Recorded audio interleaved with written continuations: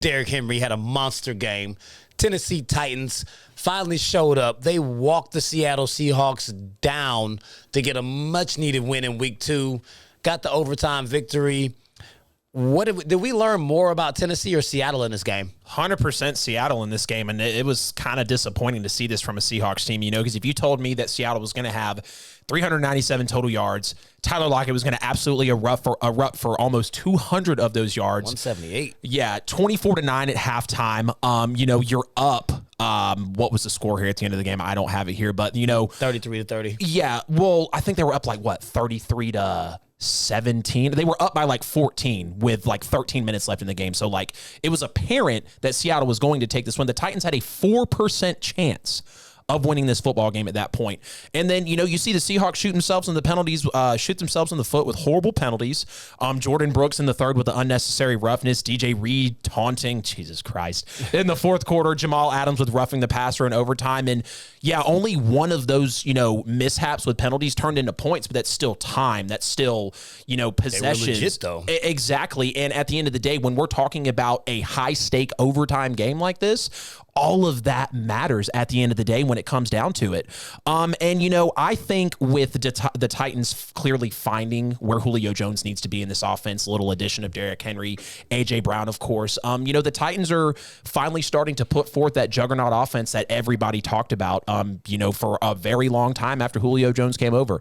But I really, really got to give my hats off to the cornerback, Christian Fulton out of LSU. When he was on DK Metcalf, 5 targets, 1 catch for 8 yards. Yeah. 8 targets with 1 catch for 5 yards. This kid's a rookie clamping one of the biggest receivers in the NFL. And then, the Titans have been this resilient team time and time again. We saw it with the long runs from Derrick Henry a couple seasons ago, bouncing out Baltimore. They're never out. They love 10-plus point comebacks. Believe it or not, they're 8-0. Following 10-point losses. And they actually snapped a 60-plus game losing streak when down by 14 in the fourth quarter. And to make it even better, they snapped Seattle's 52-game win streak at home when the Seahawks were leading by 15-plus. So they had no reason to win this football game. And Seattle choked it away again. And we kind of see this sometimes. Coaching falls off. Russ starts to perceive pressure. They just get ahead of themselves in the game, and they let it slip. So I got to say that Seattle was definitely the one to keep your eyes on this one. It was disappointing for the way that they gave it up. Yeah, it was like a tale of two games. Seattle had no business being up as much as they were in the first place. It's nothing happened as far as any referee foul play they weren't supposed to be. Right. But they were the beneficiary of so many plays that were just flukish. Yep. The long bomb to Lockett, that was a fluke missed tackle.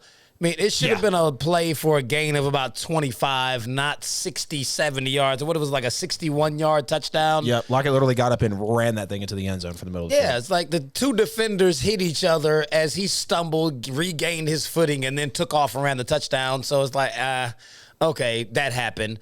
And then on the ensuing drive, they got a strip sack for a fumble, got the ball inside the 10, and then Carson ran a touchdown. So you got 2 touchdowns in 3 plays. Right. It's you ran the score up real quick, but you weren't actually playing as well as what the score would suggest. Right. And then when Tennessee got the ball down the field again on a 3rd down, Julio caught the touchdown, got his toes in, but his heel touched out of bounds. Yeah. And they had to settle for another field goal because that one was ruled not a touchdown. That was a tough review because they originally ruled it a touchdown, correct? Yeah. And there, 100% indisputable evidence. And that was a tough read for me. So when I saw that overturn, I was like, wow, what a break for Seattle. It's just yet another one of those touchy catch rules. Yep. I thought I'd pretty much seen every variation of what they could call on that. And here again, the toe touch, and then the rest of the foot was peeling down, so that means the heel has to come in. When did you put that part in? Right, my floating heel, get out of here, dude. If he had been facing the other direction and he got his toes in, it would have been a touchdown. But because his toe hit and his foot was facing, it was turned the other direction, the heel had to hit. I don't really understand how that rule is interpreted differently depending on the direction you're turned in, but that very well easily could have been a touchdown. And that's a massive swing in the actual, in the point swing of the game. Yeah.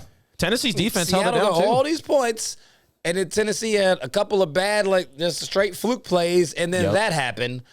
But they stayed the course, though. Yeah. They came back out in the third quarter and was like, hey, our offense is still producing. We're moving the ball up and down the field. Yep. We've had a couple of ridiculous plays, strip sack, one crazy missed tackle, should be absolutely in the game. Yeah. Stuck with Derrick Henry, and then he started eating. Because I was actually surprised that they kept running down 24-9. Right. They're like, bruh, you're not stopping us. You got a bunch of fluke touchdowns. And then Derrick Henry started eating. I mean, he did. I mean, I feel like he got the ball too much. 41 touches in the game. Yeah. That's a lot. He had 35 carries for 182, and then he had a whole nother 6 catches for 55 yards. I mean, the dude had more than half the touches in the game. Yep. They ran 80 plays. He got the ball 41 of them. That's a lot. It did turn out in a victory, but they're going to have to distribute that ball a little bit better than that. Even if they're just spelling him and putting in the backup running back. Yeah. He's getting the ball too much. Yeah. I mean, we have been thinking he's going to wear down for the past 3 seasons, and he hasn't. But at some point, you're going to be right. Yeah. You just can't just keep working a dude like that. He's not playing in college anymore. That's what Bama used to do with him. Yep. You can't just keep doing that. So, I mean, it was a very good comeback. And for all things that we watched, Seattle should have never been up on them like they were, and they got walked down and exposed in that game because they're inconsistent. I think both teams are inconsistent. So I didn't really learn a whole lot about either one of them personally. Neither one of these teams can be counted on week to week. They're both very good, and they both tend to not show up in spots, and you never can really call when it's going to happen. Right. So, like, hey, they're week to week. Never know who to pick. Right. Most difficult teams to pick, I swear.